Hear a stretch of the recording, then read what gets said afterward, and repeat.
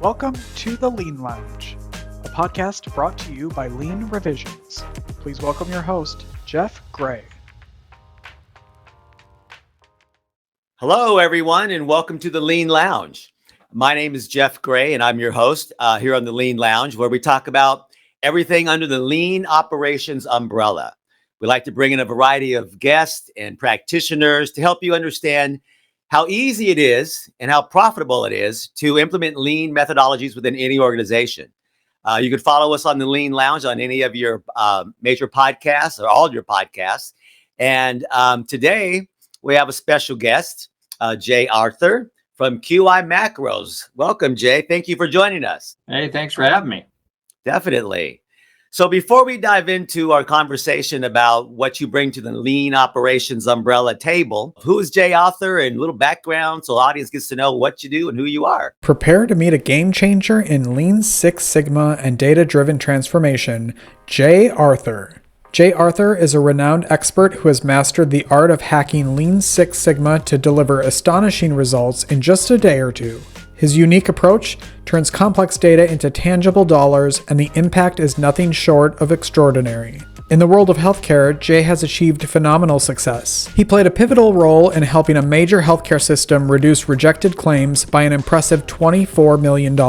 With his deep-rooted expertise in Lean Six Sigma for hospitals, Jay's strategies have saved millions and streamlined patient care. Jay is the author of influential works such as Lean Six Sigma for Hospitals, Agile Process Innovation, and the innovative QI Macros Lean Six Sigma software for Excel. With a career that began with total quality management at Florida Power and Light back in 1990, Jay has dedicated himself to reducing waste and achieving zero harm in healthcare. His efforts have helped organizations like Centura Health save a remarkable $5 million in denied insurance claims alone. Outside of his professional achievements, Jay is a devoted family man, married for 36 years with 2 daughters and 4 grandchildren. His approach to learning and collaboration is all about making the journey enjoyable and rewarding. So get ready to discover how Jay Arthur can help you transform your approach to Lean Six Sigma and achieve incredible results. Ask yourself, how can we have the most fun learning together?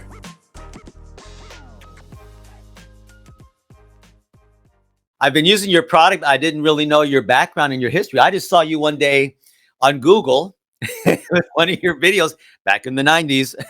Back in the dark ages. Back in the dark ages. Probably bad video too. Hey, I just, my friend and I, Steve Finney, our colleague here, we did videos back in like 2010 in my living room with my whiteboard. I had my teenage daughter write up as nice as she could, Six Sigma, what module we were doing.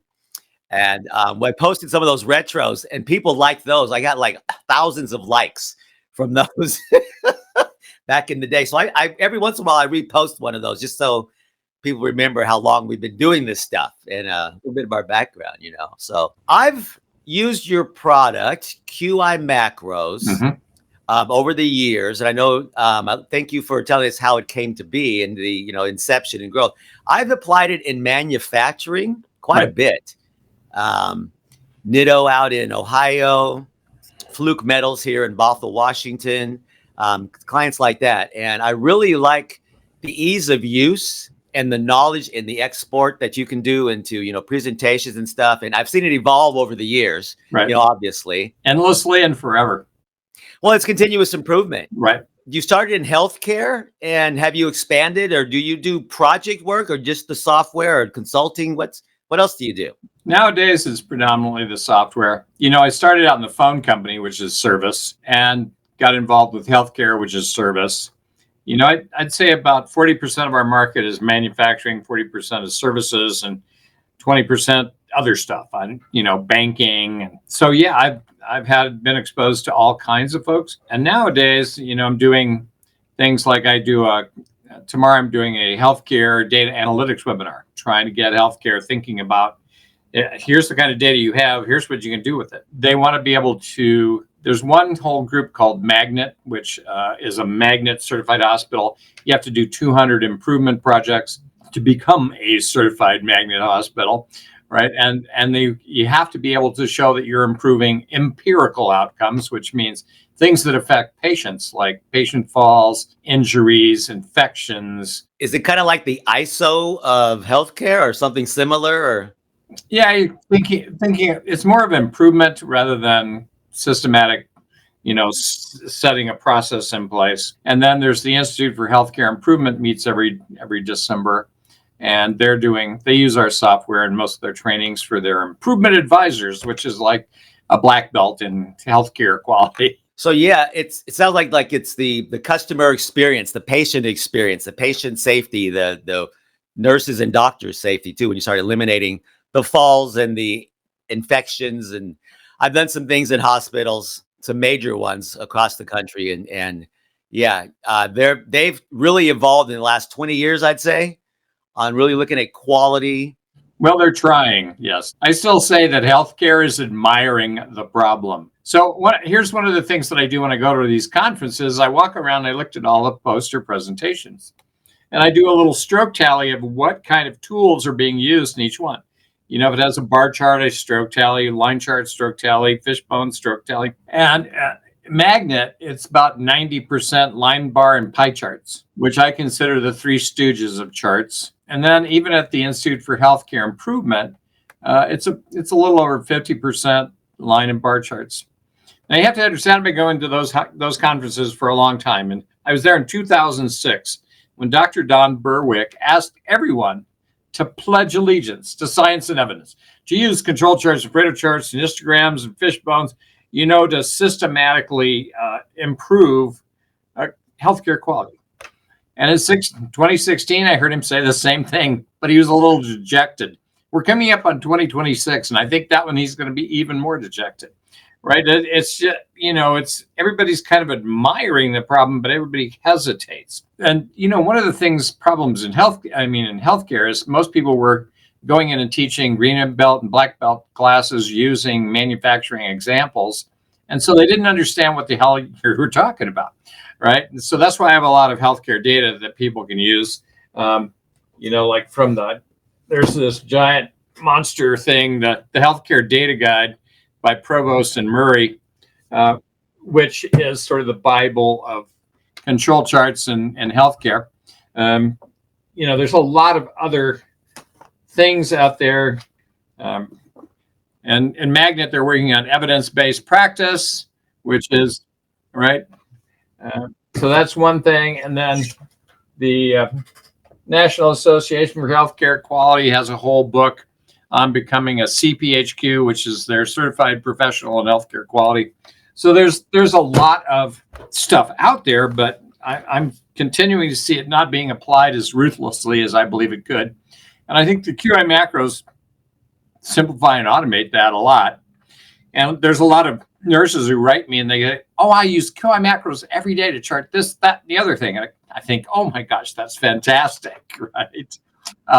But that's not the common thread here. When we first started working, it was with hospitals. It was Kaizens and 5S in the ORs and stuff like that. Just finding where all the equipment was, we have it where you need it, when you need it. You know what I mean? Lost beds and room turnovers and things of that nature, the qualitative type of things. And in that environment, you need the qualitative is what you're trying to get them to do. Because line charts and bar charts are graphs that'll tell you what's happening, but they won't help you see the gap with the target for the qualitative and the quantitative metrics that you really need. And I think that's a different mindset in that industry. There's they have charts, they have graphs, flows, they've got spaghetti diagrams, and those are kind of things they're looking at with COPQ type stuff. But yeah, it evolves. Every industry is different. I think one of the main differences between like a service quality and a manufacturing quality is manufacturing quality was always focused on the activity, right? Tack time, changeover time, things of that nature. That because everything was connected, right, on the factory floor. But in healthcare, most of the delay is in the arrows. So you do not want to speed up your clinicians. You want to speed up your patient. And the only way to do that is to collapse the cycle time by getting rid of all the delays. And if you just focus on the arrows, you can collapse that dramatically. Virginia Mason up in Washington has done a really good job of implementing lean around healthcare. And so I I think they're a fantastic example. They have their own training company that they teach people how to do that. Yeah, I've seen that. I'm in the Seattle area, and my mom went there quite a few times for stuff, and I did notice they even have some of the when you check in, it tells the patients and people that they do lean, they do Six Sigma, and the way that they monitor. My mom was in there for a surgery. She's passed away now a few years ago, and the visual management for the family as you saw your loved one going through a surgery and the process, the post and everything, it was very cool. Not everybody focuses on the family and the customer experience. You think of patients. I did a Kaizen years ago now at a major hospital in California, and we were just mapping out the patient flow. And Jay, I was flabbergasted when they got done. I had 50 clinicians, techs, doctors, you name it. Do you know on their swim lane, they did not have the patient as the customer? Oh, of course not. The doctor is the customer, you fool.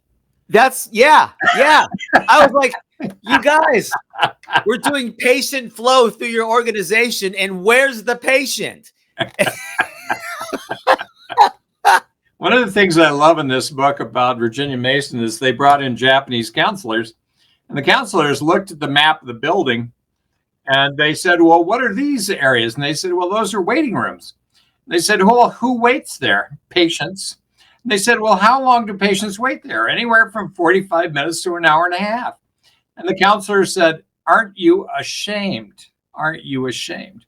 So this is the difference in mindset. Now, the head of Virginia Mason has been there for 12 years, continuously beating on this.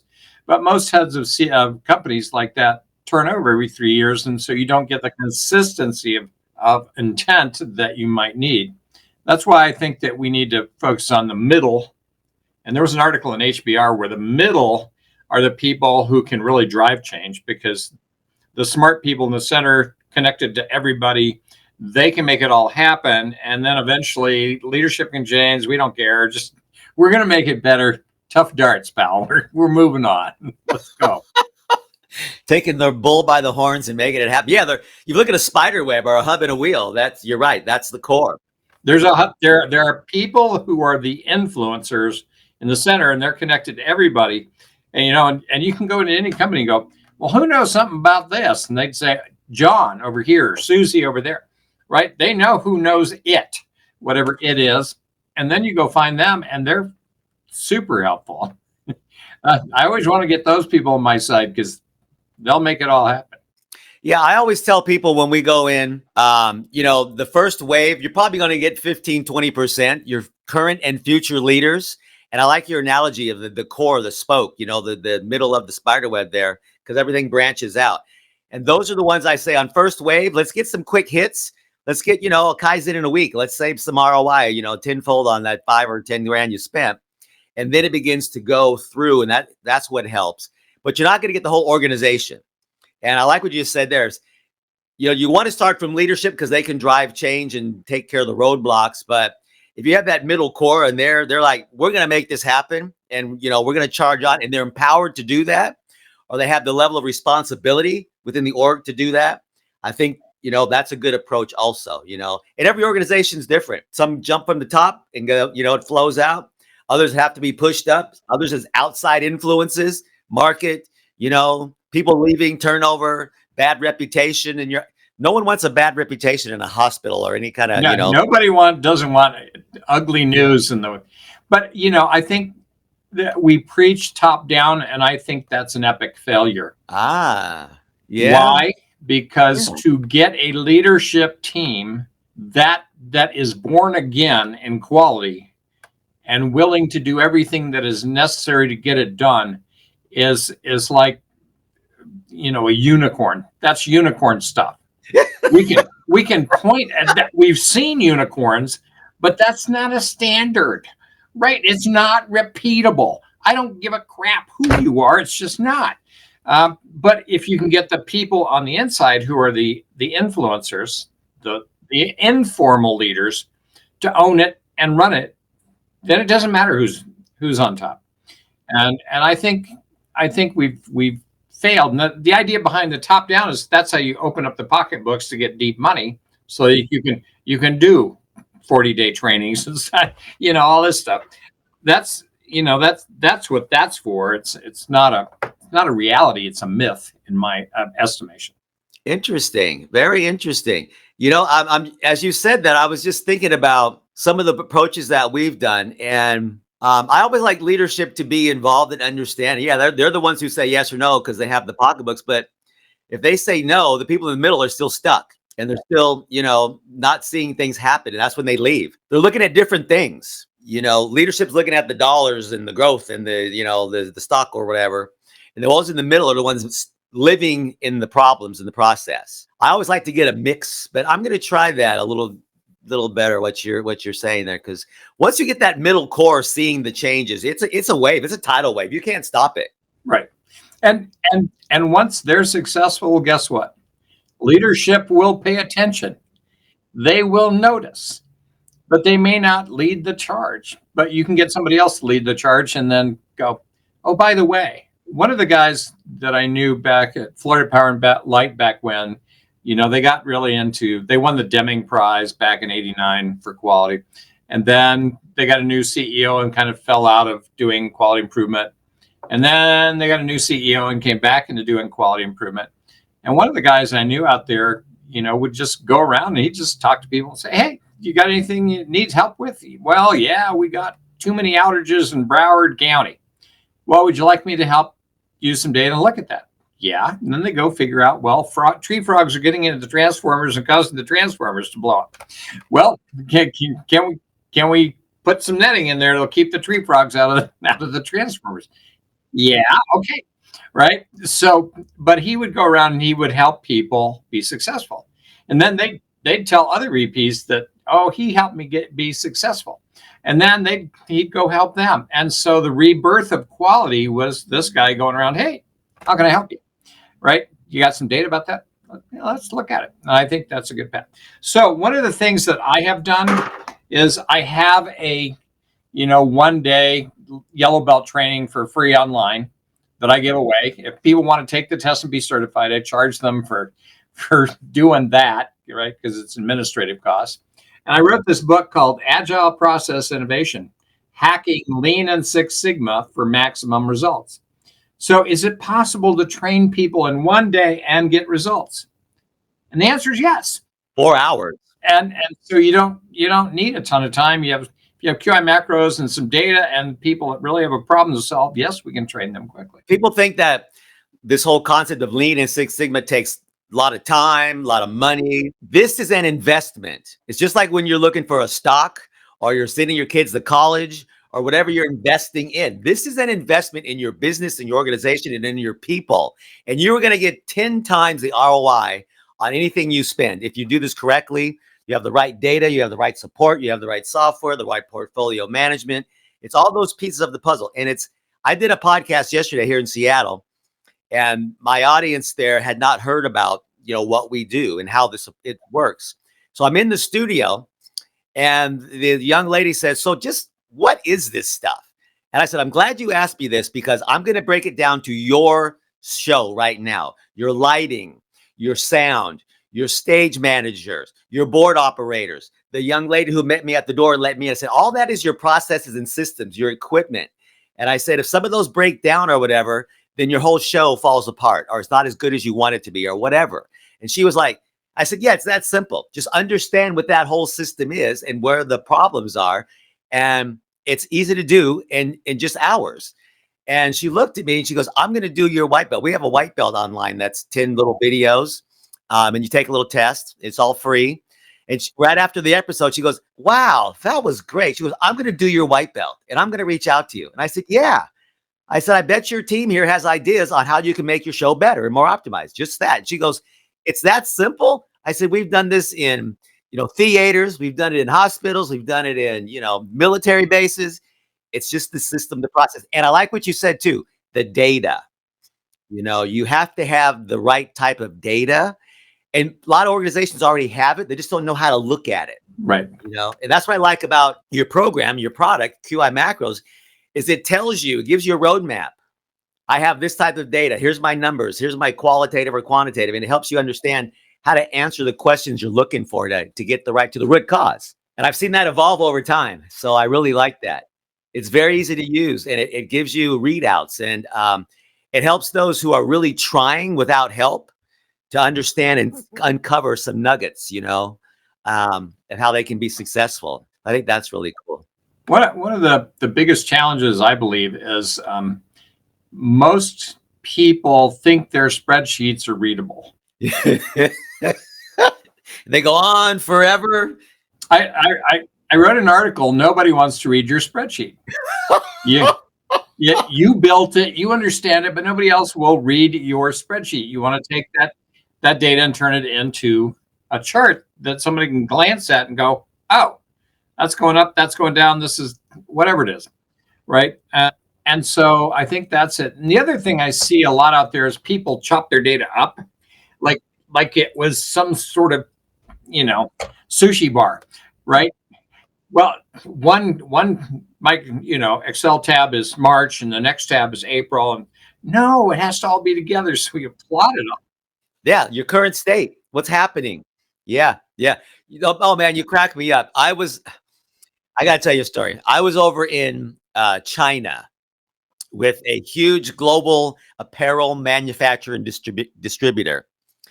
And this one gentleman in the class, he had his spreadsheet and he had merged cells and he had done all these weird things. And I'm like, dude, you have to unmerge, unlock everything, and let's get to the raw data, or you cannot analyze what's going on. Right. And he got so mad at me. And I brought in a Gold QPC DOE, where you're going to do some design of experiments on this product that was having a lot of failures. I tried for like 2 days, Jay, to get this guy to unlock and merge. And he kept putting things into the software. And I'm like, it's not going to work because the software wants your raw data. And on his evaluation form, he said that I was not very helpful because I couldn't help him figure out his problem. And I was like, oh man, I'm trying my best to help you figure it out, but you're not listening. You have to look at the raw data. Don't roll it up. Don't manipulate it.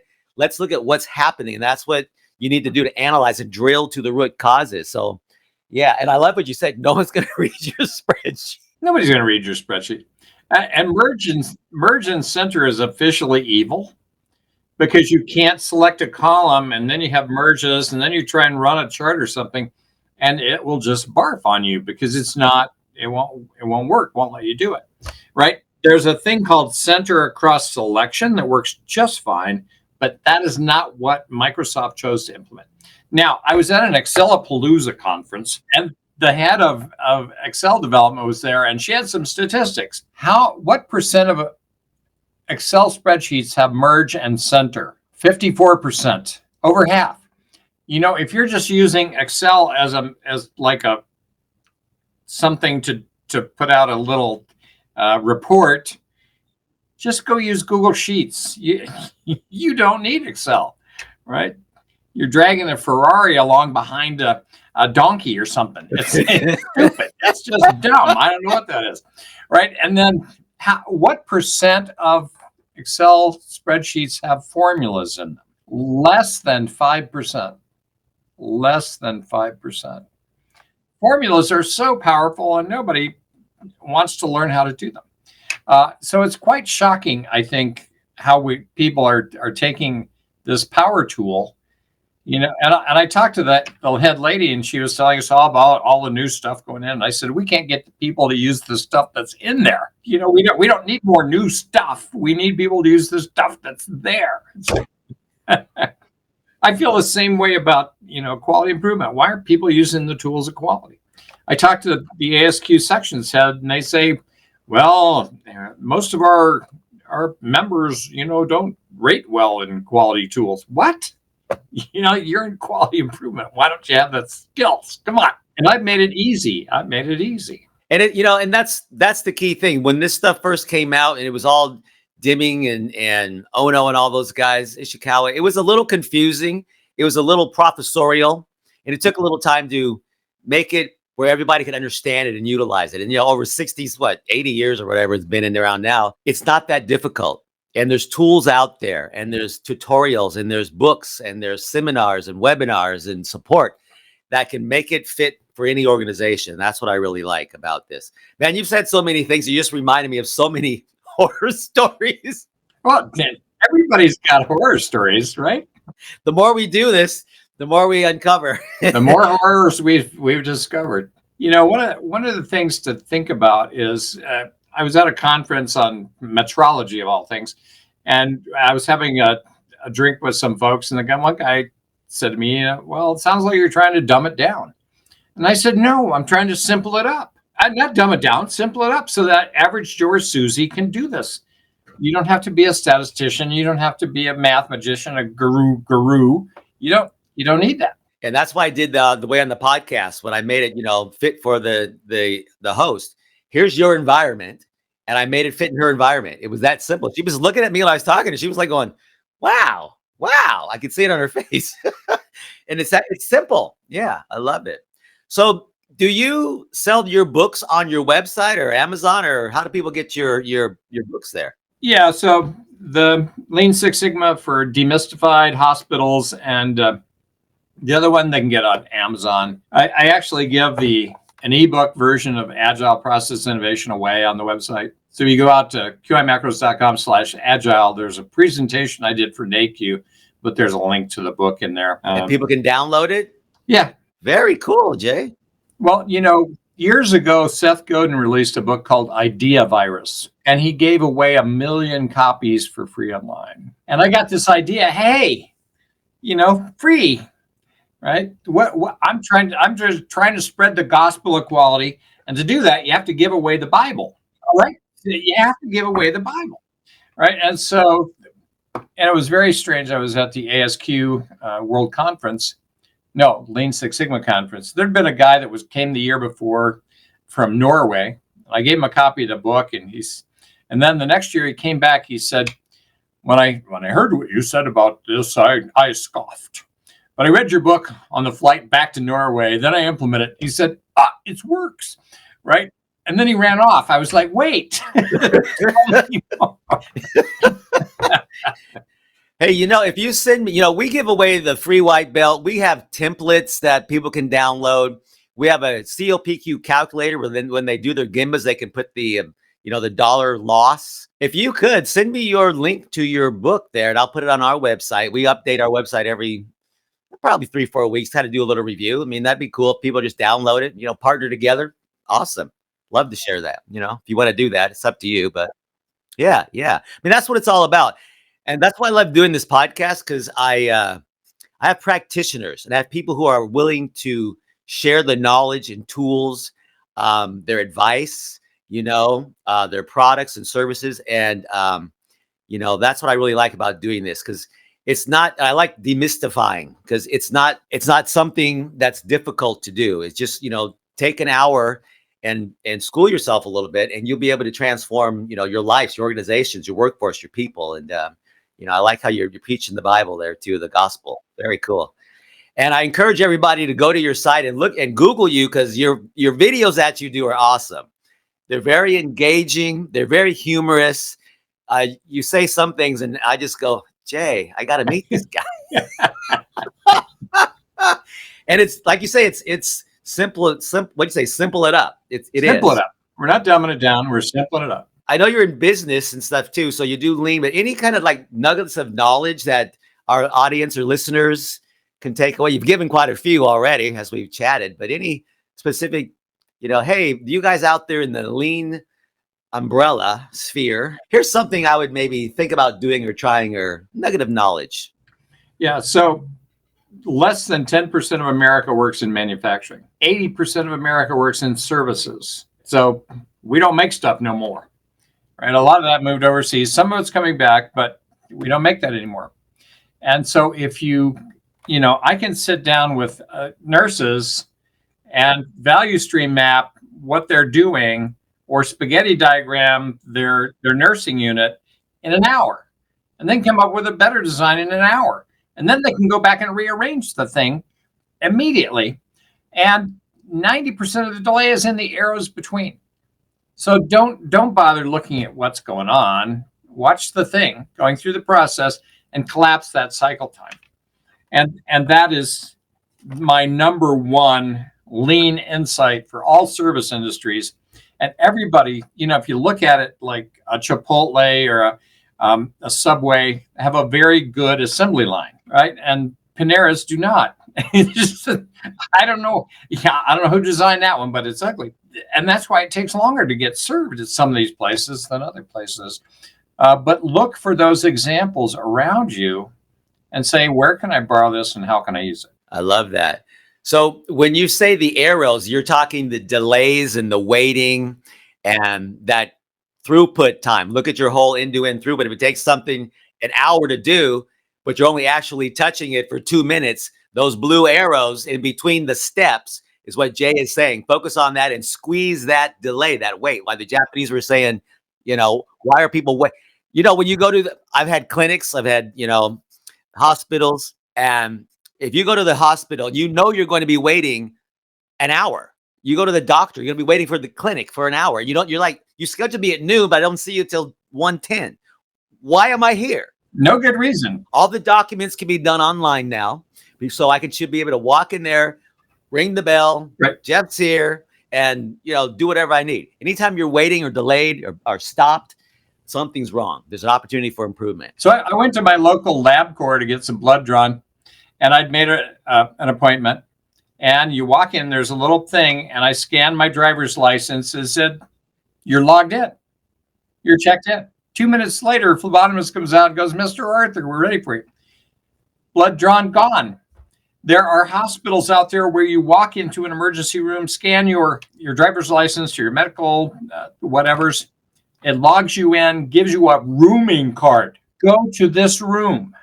Nice. Right? Go to this room. Places like Robert Wood Johnson Hospital won the Baldrige Award back in 2004. And they guaranteed that you'd see a nurse in 15 and a doctor in 30, or your visit was free. They gave away no money. They had to build a new wing on the hospital to handle the load. People underestimate what this can do for your business completely. Because they were making more money. They generated new revenue by meeting the customer requirements and the patient experience. That's very interesting because up here in Washington, we have a lot of tribal casinos. And nowadays, when you go to the casino, I do like to play craps, Jay.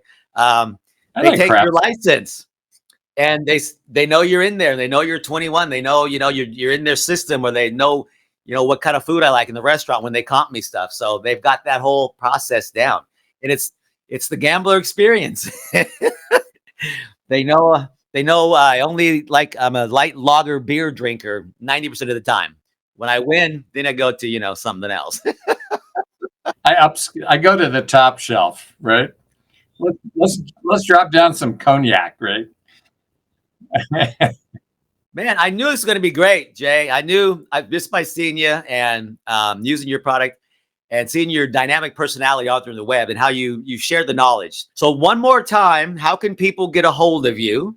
They can reach out to qimacros.com, which is an impossible thing for people to spell. It's not QI Marcos, it's QI Macros, QIMACROS.com. And I'm Jay, Jay at QIMacros.com. Well, I want to thank you and all of our listeners for joining in. Our sponsor here at KPI Fire, which is your portfolio management software as you use Jay's software to figure out the root causes. KPI Fire will help you manage through that project. So thank you there, KPI Fire. You can follow us on Spotify, Apple, Sirius FM, iHeart. Contact us at Lean Revisions if you need any help with your lean operations management support. Thank you very much for watching and listening to the Lean Lounge. And thank you, Jay, my friend, my new friend. I'm going to have to hit that top shelf one day when we see each other at a conference. Can do. All right. Thank you, my friend. Thanks. For more information on today's show or to become a sponsor, visit leanrevisions.com. Join the virtual studio audience by emailing podcast@leanrevisions.com for tickets. Follow us on YouTube, LinkedIn, Instagram, and X. This podcast is hosted by Jeff Gray, produced and edited by Make Your Day Richer.